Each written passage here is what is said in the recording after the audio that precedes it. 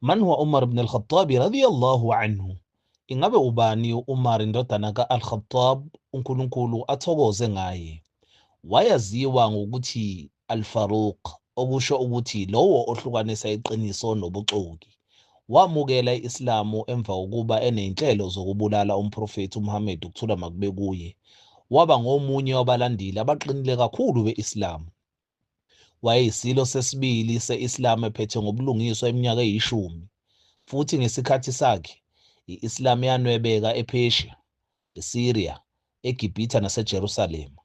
Wamisela izinto eziningi ezibalulekile ezifana nalokhu: ikhalenda leHijri lokubala izinsuku ngokwe-Islam kusukela ngofuduko okusuka eMakka kuya eMadina. Izibonelelo: ukweseka kwezezimali kwamaMuslimi, iDiwan, uhlu lokuphatha olwalubhalisa imali engenayo kanye nezinkokhelo zamasosha. Ukubeka kwezibopho kwabaphathi, ukuqiniseka ukuthi ababusi bayaphatha ngobulungiswa. Itarawi ngokuhlanganyela, umkhuleko wasebusuku ngenyanga yeRamadan owahlelwa ukuba wenziwe ndawonye emasjidi.